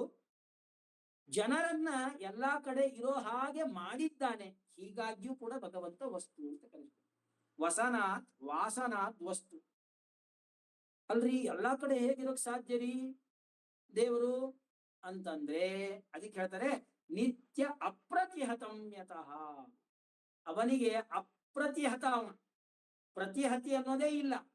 ನಾವೆಲ್ಲ ಕಡೆ ಇರೋಕ್ ಸಾಧ್ಯ ಇಲ್ಲ. ಯಾಕೆ? ನಾವಿಲ್ಲಿ ಕೂತೀವಿ, ಒಂದು ರೂಮಲ್ಲಿ ಕೂತೀವಿ. ಇತ್ಲ ಕಡೆ ಗೋಡೆ ಇದೆ, ಅತ್ಲ ಕಡೆ ಗೋಡೆ ಇದೆ, ಹಿಂದಿದೆ ಮುಂದಿದೆ, ಎಲ್ಲ ಕಡೆ ಗೋಡೆ ಇದೆ. ಎಲ್ಲ ಕಡೆ ನಮಗೆ ಪ್ರತಿಬಂಧಕಗಳಿದೆ. ಪ್ರತಿಹತಿ, ಪ್ರತಿಹತಿ ಅಂದ್ರೆ ಪ್ರತಿಬಂಧಕ. ನಮಗೆ ಅಡೆ ಇದೆ, ಅಡೆತಡೆಗಳಿದೆ. ಹೀಗಾಗಿ ನಾವು ಇಲ್ಲಿದ್ದವ್ರು ಇಲ್ಲೇ ಇರ್ತೀವಿ ಅಷ್ಟೇ. ದೇವ್ರು ಹಾಗಲ್ಲ. ದೇವರು ಎಲ್ಲ ಕಡೆ ಇದ್ದಾನೆ. ಅನು ರೇಣು ತೃಣಕಾಷ್ಟ ಪರಿಪೂರ್ಣ ಗೋವಿಂದ. ದೇವರು ಇಲ್ಲದ ಸ್ಥಳ ಇಲ್ಲ. ಯಾಕೆ? ದೇವರಿಗೆ ಒಂದು ಅಡ್ಡ ಗೋಡೆ ಅನ್ನೋದು ಇದ್ದಿದ್ರೆ ಅವನು ಇಲ್ಲಿ ಮಾತ್ರ ಇದ್ದಾನೆ, ಅಲ್ಲಿಲ್ಲ ಅಂತ ಹೇಳ್ಬೋದು. ದೇವರಿಗೆ ಅಡ್ಡ ಗೋಡೆಯೇ ಯಾವುದು ಇಲ್ಲ. ಹೀಗಾಗಿ ಅವನು ಎಲ್ಲಾ ಕಡೆನೂ ಇದ್ದಾನೆ. ನಿತ್ಯ ಅಪ್ರತಿಹತಂ ಯತಃ ವಾಸುದೇವಂ ಯತಸ್ತುನ್ನಂ ಅತಃ ತದ್ಬ್ರಹ್ಮ ಶಬ್ದತೆ.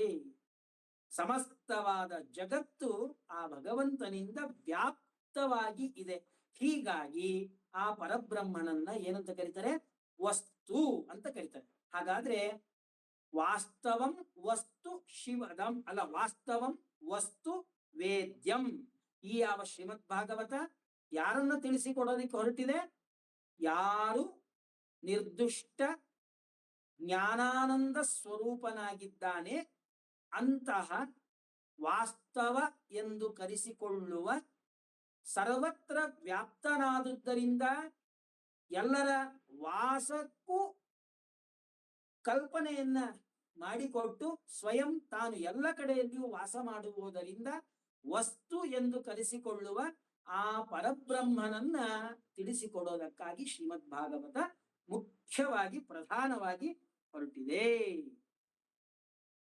ಸರಿ ಆಯ್ತು, ಅಧಿಕಾರಿ ಯಾವುದು ಆಯ್ತು, ವಿಷಯ ಯಾವುದು ಆಯ್ತು. ಇದರಿಂದ ಲಾಭ ಏನು, ಇದರ ಪ್ರಯೋಜನ ಏನು ಅಂತಂದ್ರೆ ಎರಡು ರೀತಿಯಾದ ಪ್ರಯೋಜನ. ದಾಸರಾಯರು ಅದನ್ನೇ ಹೇಳ್ತಾರಲ್ಲ, ಶ್ರವಣವು ಮನಕಾನಂದ ಬೀವುದು, ಭವಜನಿತ ದುಃಖಗಳ ಕಳೆಯುವುದು, ವಿವಿಧ ಭೋಗಗಳ ಇಹ ಪರಂಗಳಲ್ಲಿತ್ತು ಸಲಹುವುದು. ಫಲ ಐಹಿಕವಾದ ಫಲ, ಪಾರತ್ರಿಕವಾದ ಫಲ. ಒಂದು ಪ್ರಧಾನವಾದ ಫಲ ಅದ್ಯಾವುದು? ಮೋಕ್ಷ. ಈ ಯಾವ ಶ್ರೀಮದ್ ಭಾಗವತ ಶ್ರವಣಕ್ಕೆ ಪ್ರಧಾನವಾದ ಫಲ ಏನು? ಮೋಕ್ಷನೇ. ಭಗವಂತನ ಅಪರೋಕ್ಷ ಜ್ಞಾನನೇ ಇದಕ್ಕೆ ಮುಖ್ಯವಾದ ಫಲ. ದೇವರ ದರ್ಶನವೇ ಇದಕ್ಕೆ ಮುಖ್ಯವಾದ ಫಲ.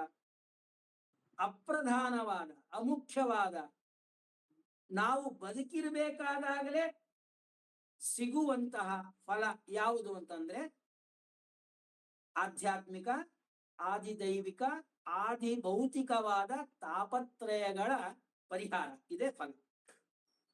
ಇದನ್ನ ಶ್ರೀಮದ್ ಭಾಗವತ ತಿಳಿಸಿಕೊಡ್ತಾ ಇದೆ. ಸದ್ಯೋ ಹೃದ್ಯತಿ ಅವೃದ್ಯತೇತ್ರ ಕೃತಿಭಿಃ ಶುಶ್ರೂಷುಭಿಃ ತಕ್ಷಣ. ಯಾರು ಶ್ರೀಮದ್ ಭಾಗವತವನ್ನ ಶ್ರವಣ ಮಾಡ್ತಾರೆ, ಭಕ್ತಿಯಿಂದ ಶ್ರವಣ ಮಾಡ್ತಾರೆ, ಅವರಿಗೆ ಭಗವಂತ ಸದ್ಯೋ ಹೃದ್ಯತಿ, ಸದ್ಯದಲ್ಲಿ ಅವನ ಹೃದಯದಲ್ಲಿ ತಾನು, ಅವನ ಮನಸ್ಸಿನಲ್ಲಿ ತಾನು ಕಾಣಿಸಿಕೊಳ್ತಾನೆ. ಸದ್ಯೋ ಹೃದ್ಯತಿ, ತಕ್ಷಣದಲ್ಲಿಯೇ ಭಗವಂತ ಅವರಿಗೆ ದರ್ಶನವನ್ನ ಕೊಡ್ತಾನೆ. ಯಾರಿಗೆ? ಯಾರು ಶ್ರೀಮದ್ ಭಾಗವತದ ಸೇವಾದಿಗಳನ್ನ ಮಾಡ್ತಾರೆ, ವಿಶೇಷವಾಗಿ ಭಾಗವತಾದಿಗಳ ಅಧ್ಯಯನವನ್ನ ಮಾಡ್ತಾರೆ, ಅವರಿಗೆ ತಕ್ಷಣದಲ್ಲಿ ಕೊಡ್ತಾರೆ. ಶ್ರೀಮದ್ ಭಾಗವತನೇ ಹೇಳ್ತು, ಸದ್ಯೋ ಹೃದ್ಯತಿ ಅವೃದ್ಯತೇತ್ರ ಕೃತಿಭಿಃ ಶುಶ್ರೂಷಭಿಃ ತಕ್ಷಣ. ಸದ್ಯ ಅನ್ನೋ ಶಬ್ದ, ತಕ್ಷಣಾತ್ ಅನ್ನೋ ಶಬ್ದ ಎರಡೂ ಒಂದೇ ಅರ್ಥವನ್ನ ಕೊಡ್ತು. ನಾವು ಹೇಳ್ತೀವಿ ಹೀಗೆ ಬರ್ತೀನಿ ಹೋಗು, ತಕ್ಷಣ ಬರ್ತೀನಿ ಹೋಗು. ತಕ್ಷಣ ಅಂದ್ರೇನು, ಸದ್ಯ ಅಂದ್ರೇನು, ಎರಡೂ ಒಂದೇ ಅರ್ಥ. ಶ್ರೀಮದ್ ಭಾಗವತ ಹೇಳ್ತು, ಯಾರು ಶ್ರೀಮದ್ ಭಾಗವತವನ್ನ ಭಕ್ತಿಯಿಂದ ಶ್ರವಣ ಮಾಡ್ತಾರೆ ಅವರಿಗೆ ಸದ್ಯದಲ್ಲಿ ಭಗವಂತನ ಸಾಕ್ಷಾತ್ಕಾರವಾಗ್ತದೆ, ತಕ್ಷಣದಲ್ಲಿಯೇ ಭಗವಂತನ ಸಾಕ್ಷಾತ್ಕಾರವಾಗ್ತದೆ. ಏನ್ ಹೀಗಂದ್ರೆ ಅಂತಂದ್ರೆ ಅಧಿಕಾರಿ ವೇದೇನ, ಯಾದವಾರ್ಯರು ತಿಳಿಸಿಕೊಡ್ತಾರೆ, ಅಧಿಕಾರಿ ವೇದೇನ ಕೆಲವರಿಗೆ ಸದ್ಯದಲ್ಲಿ ಭಗವಂತನ ಅಪರೋಕ್ಷ ಜ್ಞಾನವಾಗ್ತದೆ, ಕೆಲವು ಅಧಿಕಾರಿಗಳಿಗೆ ತಕ್ಷಣದಲ್ಲಿ ಭಗವಂತನ ಸಾಕ್ಷಾತ್ಕಾರವಾಗ್ತದೆ ಅಂತ ಹೇಳುದು. ಯಾರು ಈ ಎಲ್ಲ ನಿರ್ಮತ್ಸರರಾಗಿ ಸಜ್ಜನರಾಗಿ ಭಗವಂತನನ್ನೇ ನಂಬಿ ಫಲಾಪೇಕ್ಷೆ ಇಲ್ಲದಲೇ ತಮ್ಮ ತಮ್ಮ ವರ್ಣಾಶ್ರಮಗಳಿಗೆ ಉಚಿತವಾದ ಸತ್ಕರ್ಮಗಳನ್ನ ಅನುಷ್ಠಾನ ಮಾಡ್ತಾ ಭಕ್ತಿಯಿಂದ ಭಾಗವತಾದಿ ಗ್ರಂಥಗಳನ್ನ ಶ್ರವಣ ಮಾಡುತ್ತಾರೆಯೋ ಅವರಿಗೆ ಸದ್ಯ ಭಗವಂತ ದರ್ಶನವನ್ನ ಕೊಡ್ತಾನೆ. ಸದ್ಯ ಅನ್ನೋ ಶಬ್ದಕ್ಕೆ ಅರ್ಥ ಏನು ಅಂತಂದ್ರೆ, ನಾವು ವ್ಯವಹಾರವನ್ನ ಮಾಡ್ತೀವಿ, ಯಾರೋ ಕರೆದಾರ ಬರ್ರಿ ಅಂತ ಯಾರು ನಮಗಂದಾಗ ಸದ್ಯ ಬರ್ತೀನಿ ಹೋಗು ಅಂತ ಹೇಳ್ತೀವಿ. ಏನ್ ಸದ್ಯ ಬರ್ತೀನಿ ಅಂದ್ರೆ ಏನರ್ಥ? ನೀ ಹೋಗಿರು ಆಮೇಲೆ ಬರ್ತೀನಿ ಅಂತ ಅರ್ಥ. ಬಹಳ ಕಾಲ ವಿಳಂಬ ಮಾಡೋದಿಲ್ಲ, ಬೇಗನೆ ಬರ್ತೀನಿ ಅನ್ನೋ ಅಷ್ಟೇ ಅರ್ಥ. ಹಾಗೆ ಅವನ ಸಾಧನೆ ಯಾವಾಗ ಪರಿಪೂರ್ತಿ ಆಗ್ತದೆಯೋ ಆಮೇಲೆ ಕಾಲ ವಿಳಂಬ ಇಲ್ಲದಲೇನೆ ಭಗವಂತ ಹೃದಯ ಗುಹಾದಲ್ಲಿ ದರ್ಶನವನ್ನ ಕೊಡ್ತಾನೆ. ಯಾರು ಭಾಗವತವನ್ನ ಭಕ್ತಿಯಿಂದ ಶ್ರವಣ ಮಾಡ್ತಾರೆಯೋ ಅವರಿಗೆ ಅವರ ಸಾಧನೆ ಮುಗಿದ ಮೇಲೆ ಸ್ವಲ್ಪವೂ ಕಾಲ ವಿಳಂಬ ಇಲ್ಲದಲೇ ಭಗವಂತ ಹೃದಯದಲ್ಲಿ ದರ್ಶನವನ್ನ ಕೊಡ್ತಾನೆ ಅನ್ನೋದು ಸದ್ಯ ಅನ್ನೋ ಮಾತಿನ ಅರ್ಥ. ಇನ್ನು ಕೆಲವು ಅಧಿಕಾರಿಗಳಿಗೆ, ಉತ್ತಮ ಅಧಿಕಾರಿಗಳೇನಿದ್ದಾರಲ್ಲ, ಯಾರು ನಾರದಾದಿಗಳು, ಅವರಿಗೆ ತಕ್ಷಣ ಶ್ರೀಮದ್ ಭಾಗವತದಲ್ಲೇ ಬರ್ತದೆ, ಪ್ರಥಮ ಸ್ಕಂದದಲ್ಲಿ ನಾರದರು ತಮ್ಮ ಕಥೆಯನ್ನ ಹೇಳಬೇಕಾದಾಗ ಬ್ರಹ್ಮದೇವರು ಕೊಟ್ಟಂತಹ ವೀಣೆ ಇದು, ಇದನ್ನ ನಾನು ಯಾವಾಗ ನುಡಿಸ್ತೀನಿ, ಯಾವಾಗ ಭಗವಂತನ ಗಾನಗಳನ್ನ ಮಾಡ್ತಾ ದೇವರ ಹಾಡುಗಳನ್ನೇ ಹಾಡ್ತಾ ಈ ವೀಣೆಯನ್ನ ನುಡಿಸ್ತೀನಿ, ಆವಾಗ ತಕ್ಷಣದಲ್ಲಿ ಭಗವಂತ ಬಂದು ನನಗೆ ದರ್ಶನವನ್ನ ಕೊಡ್ತಾನೆ ಅಂತ ಹೇಳ್ತಾರೆ. ಇಂತಹ ಉತ್ತಮ ಅಧಿಕಾರಿಗಳೇನಿದ್ದಾರಲ್ಲ, ದೇವತೆಗಳು, ಋಷಿಗಳು, ಮುನಿಗಳು, ಅವರಿಗೆ ಭಗವಂತ ತಕ್ಷಣದಲ್ಲಿಯೇನೆ ಭಾಗವತ ಶ್ರವಣ ಮಾಡ್ತಾ ಇರಬೇಕಾದಾಗಲೇನೆ ದರ್ಶನವನ್ನ ಕೊಡ್ತಾನೆ. ಸ್ವಲ್ಪವೂ ಕಾಲ ವಿಳಂಬ ಇಲ್ಲ, ಸದ್ಯ ಅಲ್ಲ, ಅವರಿಗೆ ತಕ್ಷಣದಲ್ಲಿ ಕೊಡ್ತಾನೆ. ನಾವು ದೇವರಲ್ಲಿ ಹೇಗೆ ಭಕ್ತಿಯನ್ನ ಮಾಡ್ತೀವಿ, ವಿಶ್ವಾಸವನ್ನ ಮಾಡ್ತೀವಿ, ಹಾಗೆ ಭಗವಂತ ನಮಗೆ ಫಲವನ್ನ ಕೊಡ್ತಾನೆ. ನಮ್ಮ ಸಾಧನೆ ಪೂರ್ಣವಾಗಿರ್ಲಿಲ್ಲ ಅಂತಂದ್ರೆ ನಮ್ಮ ಕಡೆಯಿಂದ ಸಾಧನೆಯನ್ನ ಮಾಡಿಸಿ ಸದ್ಯೋ ಹೃದ್ಯತಿ ಅಪರೋಕ್ಷ ಜ್ಞಾನವನ್ನ ಕೊಟ್ಟು ತದ್ವಾರ ಮೋಕ್ಷವನ್ನ ಕೊಡ್ತಾನೆ. ಯಾರು ಉತ್ತಮ ಅಧಿಕಾರಿಗಳಾಗಿದ್ದಾರೆ ಅವರಿಗೆ ತಕ್ಷಣದಲ್ಲಿ ತನ್ನ ದರ್ಶನಾದಿಗಳನ್ನ ಕೊಟ್ಟು ತನ್ಮೂಲಕವಾಗಿ ಅವರಿಗೆ ಉತ್ತಮವಾಗಿರ್ತಕ್ಕಂಥ ಮೋಕ್ಷಾದಿಗಳನ್ನ ಭಗವಂತ ಕೊಡ್ತಾನೆ. ಇದು ಪ್ರಧಾನವಾದ ಫಲ. ಅದರಂತೆ ಅಪ್ರಧಾನವಾದ ಫಲ ಯಾವುದು ಅಂತಂದ್ರೆ, ಯಾರು ಶ್ರೀಮದ್ ಭಾಗವತವನ್ನ ಶ್ರವಣ ಮಾಡ್ತಾರೆ ಅವರಿಗೆ ಜೀವನದಲ್ಲಿ ಯಾವ ವಿಧವಾದ ವಿಘ್ನಗಳು ಬರೋದಿಲ್ಲ. ಯಾವುದಕ್ಕೆ? ಸಾಧನೆ ಮಾಡೋದು. ಯಾರು ಶ್ರೀಮದ್ ಭಾಗವತವನ್ನ ಶ್ರವಣ ಮಾಡ್ತಾರೆ ಅಂತಹ ವ್ಯಕ್ತಿಗಳು ತಾವು ಏನು ಭಗವದ್ ದರ್ಶನಕ್ಕೆ ಏನೆಲ್ಲ ಸಾಧನೆಗಳನ್ನ ಮಾಡಬೇಕು ಅಂತ ಶಾಸ್ತ್ರಗಳು ಹೇಳಿದೆ, ಆ ಸಾಧನೆಯನ್ನ ಮಾಡಬೇಕಾದಾಗ ಅವರಿಗೆ ಯಾವ ವಿಧವಾದ ವಿಘ್ನಗಳು, ಆಧ್ಯಾತ್ಮಿಕ, ಆದಿದೈವಿಕ, ಆದಿಭೌತಿಕವಾದ ಯಾವ ವಿಘ್ನಗಳು ಬಾರದ ಹಾಗೆ ನಿರ್ವಿಘ್ನವಾಗಿ ನಮ್ಮ ಜೀವನದಲ್ಲಿ ಸಾಧನೆಯನ್ನ ಮಾಡುವಂತೆ ಶ್ರೀಮದ್ ಭಾಗವತ ನಮಗೆ ಅನುಗ್ರಹವನ್ನ ಮಾಡುತ್ತದೆ. ಇದು ಶ್ರೀಮದ್ ಭಾಗವತದ ಪ್ರಯೋಜನ. ಈ ಮೂರಕ್ಕೆ ಇರುವ ಸಂಬಂಧ, ಭಗವಂತನಿಗೂ ಈ ಗ್ರಂಥಕ್ಕೂ ಏನ್ ಸಂಬಂಧ ಅಂತಂದ್ರೆ ಪ್ರತಿಪಾದ್ಯ ಪ್ರತಿಪಾದಕ ಭಾವ ಸಂಬಂಧ. ಈ ಗ್ರಂಥ ಭಗವಂತನ ಸರ್ವೋತ್ತಮತ್ವವನ್ನ ಪ್ರತಿಪಾದನೆ ಮಾಡ್ತಾ ಇದೆ. ಈ ಗ್ರಂಥದಿಂದ ಭಗವಂತ ಸರ್ವೋತ್ತಮತ್ವೇನ ಪ್ರತಿಪಾದ್ಯನಾಗಿದ್ದಾನೆ. ಇದು ಗ್ರಂಥಕ್ಕೂ ಮತ್ತು ವಿಷಯಕ್ಕೂ ಇರುವ ಸಂಬಂಧ. ಅಧಿಕಾರಿ ಮತ್ತು ಗ್ರಂಥಕ್ಕೆ ಇರುವ ಸಂಬಂಧ ಏನು ಅಂತಂದ್ರೆ ಅಧ್ಯೇತೃ ಅಧ್ಯಯನ ಭಾವ ಸಂಬಂಧ, ಫಲಿಭಾವ ಸಂಬಂಧ. ಫಲಕ್ಕೂ ಈ ಗ್ರಂಥಕ್ಕೂ ಏನು ಫಲಿಭಾವ ಸಂಬಂಧ ಇದೆ. ಹೀಗೆ ಅಧಿಕಾರಿ,